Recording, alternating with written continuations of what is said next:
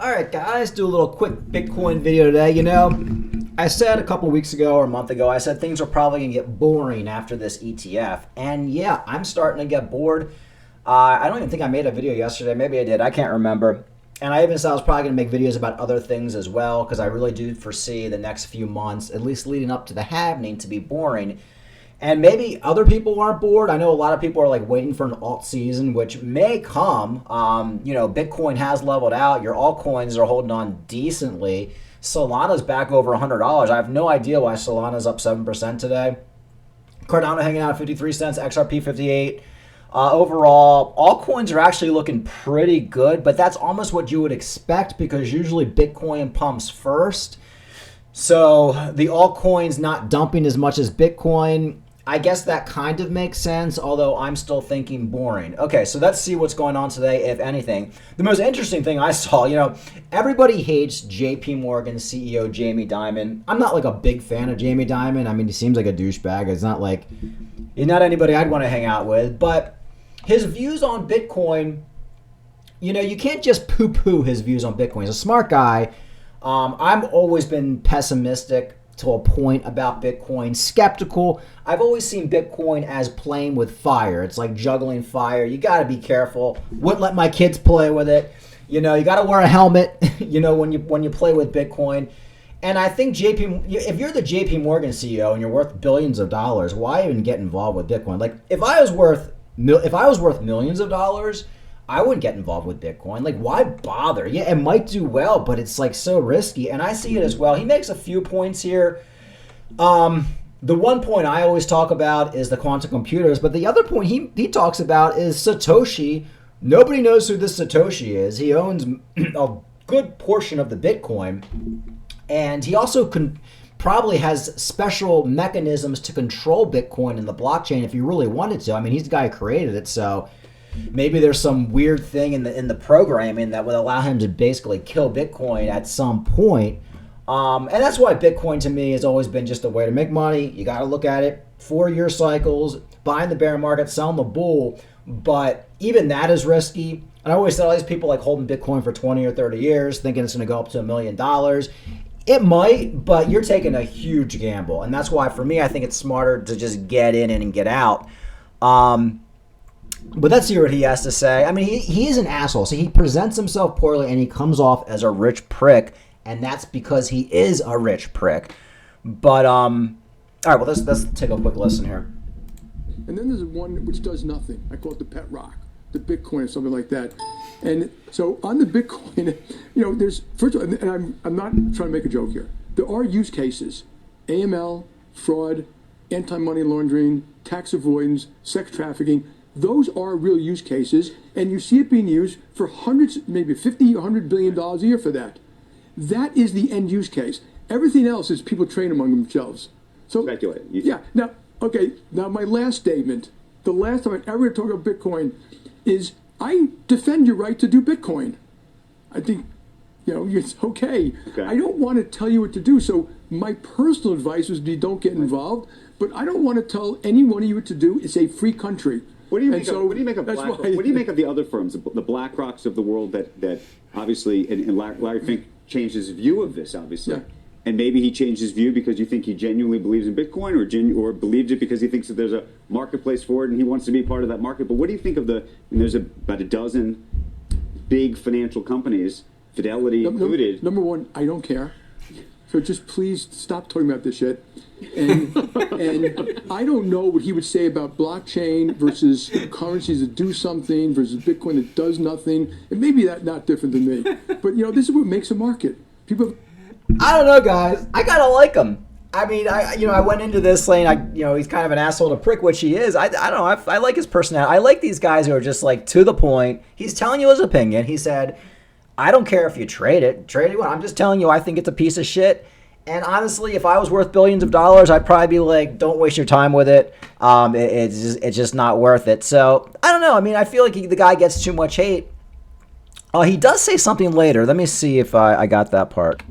Yeah, this part was interesting. Here's where he kind of talks about Satoshi. And, maybe he's going to pull the rug out from everybody. It's possible. Guys, that is a possibility. Let's be honest. Come on. Let's pull our heads out of our asses and understand that we don't. Satoshi could be Adolf Hitler's son for all we know. 20 million bitcoins. They go to 42. No, that Satoshi's going to come on there, laugh hysterically, go quiet, all Bitcoin's going to be erased. I think, How the hell do you know it's going to stop at 21? I've never met one person who told me they know for a fact they take that as... Mathematically, it can't happen because by the last one will be mined in 2150, and it gets harder and harder every time there's another halving. But Jamie, looking back over, you guys do what you want, and I'll do what I want. As for gold, you can. Anyway, so I don't know. I like the guy. I think he's kind of funny, and of course, I think we're all going to make a ton of money in crypto. I think this bull market's going to be absolutely insane. Cardano, $5, $10. Theta, $20. Bitcoin should at least hit $120. Maybe not $120. $120,000. Maybe even $150,000. So, we're going to do very well. I'm just saying, in the future, there could be some risks with Bitcoin, and there could be some risk with Bitcoin tomorrow. Satoshi could pop out tomorrow and kill the whole friggin' thing if he wanted to. So there is risk, but when you want to make money, you got to take risks. So this isn't like an anti-Bitcoin thing. I just think JP Morgan, he's worth $1 billion. Don't bother him with Bitcoin. He doesn't care if you trade it, whatever. So, and he does make some good points, and I kind of like that he's an asshole. I don't know, maybe because I'm an asshole myself, but I kind of like what he's saying. All right, but the good news is spot Bitcoin ETF. Here's the article. ETF volume passes insane 10 billion as GBT sales slow. So everybody's getting out of GBTC and they're getting into the spot ETF, which is causing this volatility in Bitcoin we see right now. That's all it is. And that's why I said we're going to kind of be in a boring period. People just kind of selling, getting out of this fund to get in another fund. This stuff was all predictable. Here's an article I found. This is what can cause a massive altcoin season spearheaded by Cardano very soon. Crypto Capital Ventures' Dan Gambadino predicts a rally in altcoins like Cardano linked to a major legal case outcome. Dan Gambabino, I remember going on his YouTube channel on the comments when Cardano was $3, and he was making videos that Cardano was going to go to $10, and I was telling everybody they had to sell. We had hit a top, and Dan was still shilling it. Although, I don't hate the guy. I think he just was wrong, and you're allowed to be wrong in crypto. I've been wrong. He's been wrong. But let's see what else he has to say. A crucial court hearing is set for January 17th, 2024. And is regarded as a highly significant for crypto industry. Legal experts have analyzed the case, offering insight into potential scenarios. Dan, founder of Crypto Capital Venture, believes this alternative coin could rally substantially in the near future. He based his forecast on a favorable outcome for Coinbase as its case against the U.S. Security Exchange continues. Yeah, so basically right now Coinbase is being sued by the SEC. Essentially, SEC came out and said Matic, Cardano, Solana, all your favorite altcoins. They basically said they're securities, and they told Coinbase to remove them. And Coinbase, got to give them respect, because they also did the same thing with XRP 2 years ago. And if you remember, XRP was removed from Coinbase and a bunch of other exchanges, and then XRP ends up winning against the SEC, and then Coinbase brought them back. And I think Coinbase is like, wait, you were wrong about XRP, and now you're telling us to remove all these other coins, which are probably not securities either. So yeah, if there is positive news regarding Coinbase versus the SEC, that could absolutely trigger an altcoin run. And I think we probably will get positive news. Now, if there's negative news, from what I hear is if there's negative news, that'll just mean this whole thing might get dragged out for another year. Because I believe if it continues past where it is right now, they're going to go into discovery and they have to present more evidence. So regardless of what happens with the Coinbase litigation that's going right now, my understanding is it could get resolved now, which would take us into an altcoin bull run, or it might get delayed and drag out, and it'll probably go into the next bear market. But either way, I don't think it's going to have all that much effect on the actual altcoin bull market, unless the good news, the best case scenario where the case just gets dropped. So either way, I think we're going to be good. Yeah, could that bring us into an earlier altcoin bull run? Yeah, that would probably mean early February altcoins start to go crazy, versus April, May after the halving when altcoins start to go crazy. So yeah, that's the beauty of crypto, guys. Like, a lot of it's news driven, and you just don't know what's going to happen. All right, guys, that's it. Like I said, boring time. Bitcoin has been between 42.5 and 33.5. For the last couple weeks, for the last week. Now, people just don't seem to want to like mention that we've already had a big dump. Like, Bitcoin went from 49,000 all the way down to 41.5. So we had a major dump in Bitcoin. This could be the bottom.